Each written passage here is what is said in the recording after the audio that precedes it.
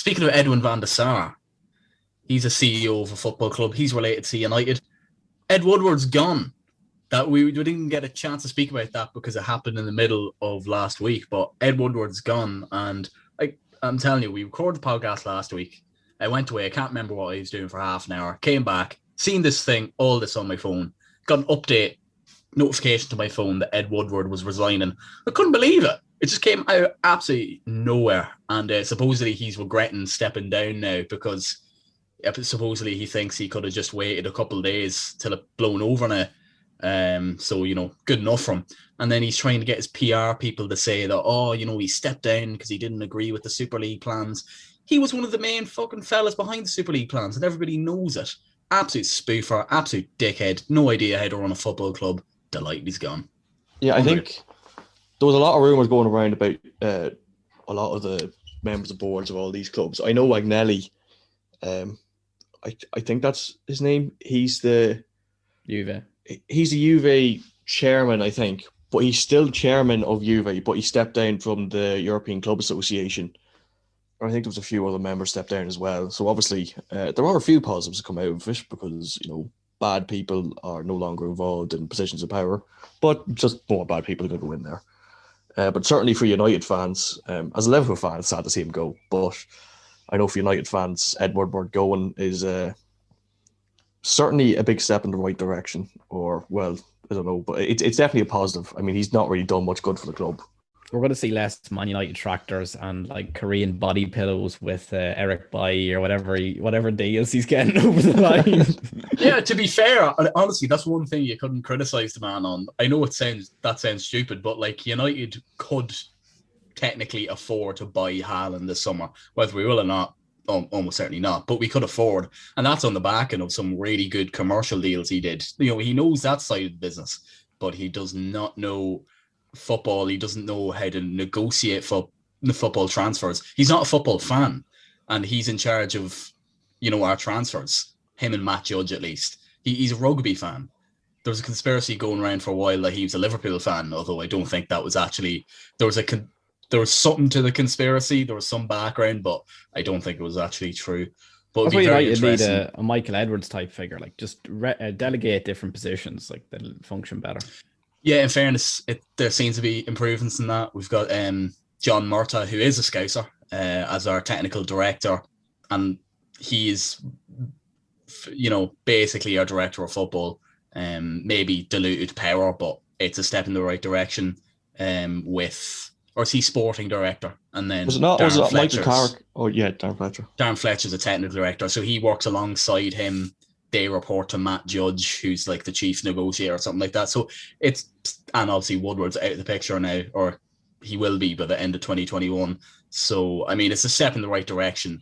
Still a bit dysfunctional, but things are getting better on that side. Be interesting to see who replaces Ed Woodward. There's a guy who's, I think he's head of like the commercial department or something, who would work pretty closely with Ed Woodward. And pretty closely with the Glazer family. I think he's possibly the favourite to get it at the minute, so there mightn't be too much change. He's from a similar background basically to Ed Woodward, and he might be getting it. I actually can't remember what his name is, which is quite bad. I'm going to look that up right now, actually.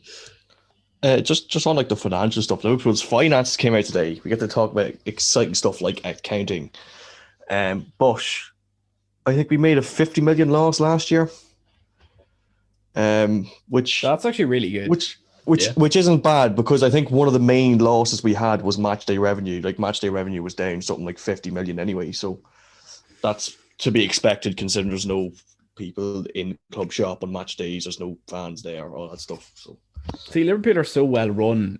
You can agree or disagree with what John Henry's doing. At the end of the day, but you look at Real Madrid's finance and they have completely mismatched situations, you're saying. So mismanaged situation. So match day revenue are the least of the other clubs' worries. So I think that's a fantastic spreadsheet for Liverpool. I think that's fine.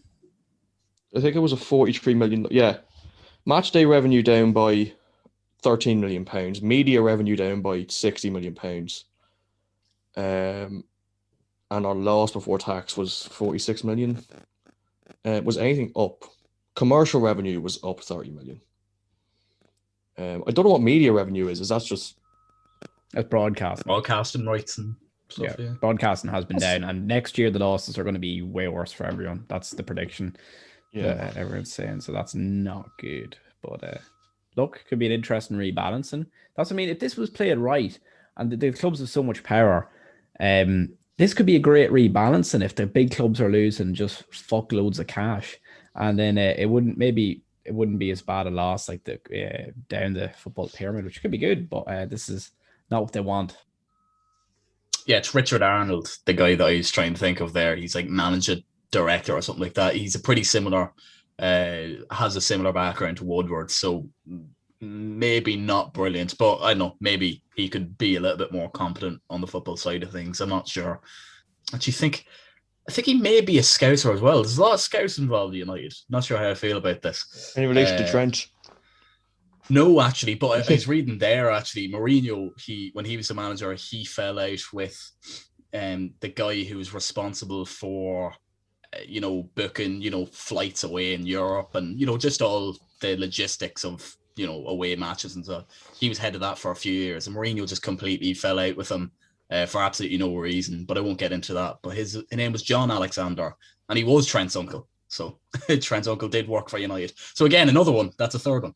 So yeah, be interesting to see who takes over from Ed Woodward. Van der Sar could be brilliant, but as he actually is obviously a football person, but he's probably not going to leave Ajax, to be fair. He's got a nice position there.